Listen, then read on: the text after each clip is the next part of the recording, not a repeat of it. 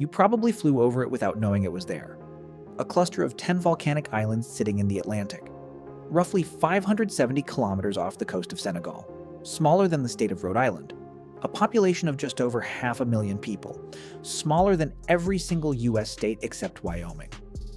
On October 13th, 2025, that archipelago qualified for the FIFA World Cup. Not just qualified, became one of the smallest nations by population in the entire history of the Men's World Cup to ever make it through. 500,000 people competing against countries with millions, tens of millions, sometimes hundreds of millions behind them, and finishing on top of their group. The islands are called Cape Verde, and if you have not been paying attention to what has been quietly building there for the last decade, this is the moment to start.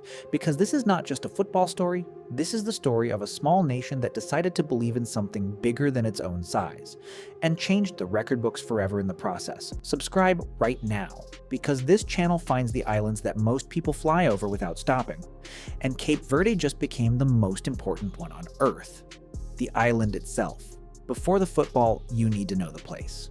Cape Verde is a former Portuguese colony made up of 10 islands split into two groups by the trade winds: the Barlavento Islands in the north, dry and dramatic, and the Sotavento Islands in the south, greener and quieter. Only one of the 10, Santa Lucia, has no one living on it at all. The capital is Praia, sitting on the largest island, Santiago. Nearby is Cidade Velha, the very first European settlement ever built in the tropics, and now a UNESCO World Heritage Site. Its cobbled streets, an old stone pillory, and a fortress overlooking the sea tell the story of a place that has stood at the crossroads of Africa, Europe, and the Americas for more than 500 years. The waters here carry a strange kind of fame of their own. Meteorologists call the tropical storms that spin up off this stretch of Atlantic Cape Verde-type hurricanes, the birthplace of the very weather systems that go on to strike the Americas. And yet, the islands themselves are rarely hit directly, left instead with sun, wind, and some of the clearest skies in the region. That wind draws its own crowd. On the island of Sal, kite surfers and windsurfers ride some of the most consistent trade winds in the Atlantic, off beaches like Santa Maria that stretch on for kilometers. On Boa Vista, the sand rolls into a genuine desert, and loggerhead turtles crawl ashore every summer to nest on beaches like Praia de Santa Monica. And the food. Cape Verdean. Cooking blends African, Portuguese, and Brazilian influences into something that exists nowhere else. The national dish is cachupa, a slow-cooked stew of corn, beans, and whatever the sea and the land provide that day, from tuna to sausage. Wash it down with a Strella beer or a glass of grog, the local sugarcane rum, while a Creole guitar plays somewhere close by. This is the place. Now understand why the football hit so hard. What Cape Verde actually built. The qualification story did not begin in October 2025. It began years earlier with a simple, very smart strategy.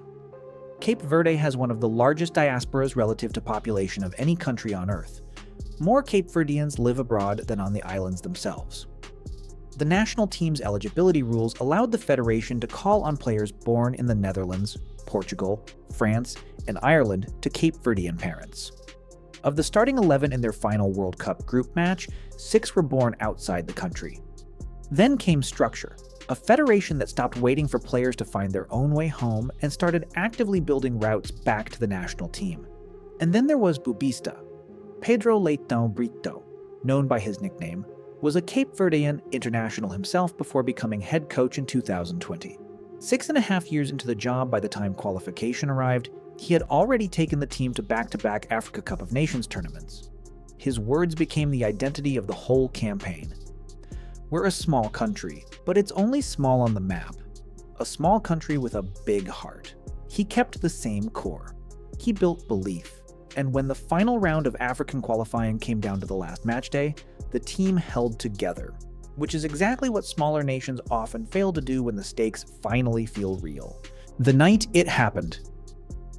October 13th, 2025. Praia, Cape Verde. Cape Verde needed a win over Eswatini to seal top spot in their qualifying group and book direct passage to the World Cup. The national stadium holds barely 8,000 people, And on that night, the rest of the island's businesses effectively closed so everyone could watch. The final score was 3-0. At the final whistle, the Cape Verde players collapsed onto the pitch. Some of them were in tears before they had even reached their teammates. The small stadium made a noise completely out of proportion to its size. Just over 500,000 people. A World Cup. One of the smallest nations in the history of the competition. Going to the biggest stage in world football, back across the islands from Praia to Mindelo, the streets filled up. Music spilled out of every bar on the Peatonal. This was, by every account, the biggest moment since independence in 1975. The World Cup itself. June 2026. Houston, Texas. Cape Verde's first World Cup match. The opponent was Spain, the reigning European champions, and one of the tournament favorites. The final score was 0-0. Nobody had predicted this. Spain is one of the most talented, most fluid international sides on the planet, built around a generation of players most of the world already considered world beaters. Cape Verde's 40-year-old goalkeeper, Vozinha, made 7 saves to keep them out. Then, in their second match against Uruguay, a player named Kevin Pina scored. Cape Verde's first ever World Cup goal, against 2-time champions Uruguay. In front of hundreds of millions of people watching around the world, many of whom had never heard of this island nation 12 months earlier and would not forget it after that moment. The match ended 2-2.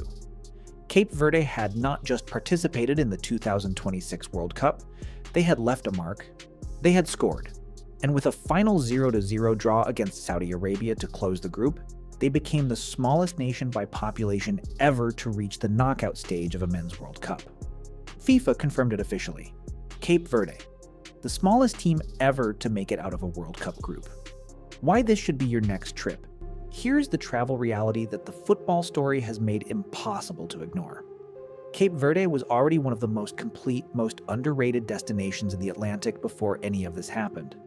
The beaches on Sal and Boa Vista rank among the best in the world, and they are accessible to everyone, from first-time flyers to seasoned surfers. The history in Cidade Velha is genuinely unrepeatable. Nothing else in West Africa carries 5 centuries of layered history quite like it. The food reflects a depth that most island nations cannot match. The weather is reliable year-round, and direct flights connect from Lisbon, Amsterdam, Paris, and Boston. Now add this layer: the islands that just qualified for the World Cup, one of the smallest nations on Earth to do it. The islands where the celebration happened in that small stadium, on that plateau, in that capital city, where the players came from, where the goal was felt before it was watched. Sit on Praia's Peatonal at sunset. Walk through Sucupira Market in the morning. Watch turtles nest on Boa Vista at night. Find cachupa somewhere in the old town and eat it slowly.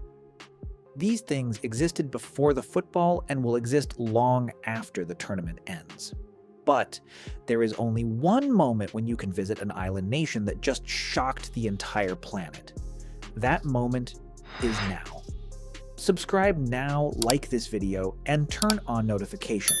Because the Atlantic has more islands like this one, and this channel finds every single one of them, drop a comment below. Had you heard of Cape Verde before this story? And would you go?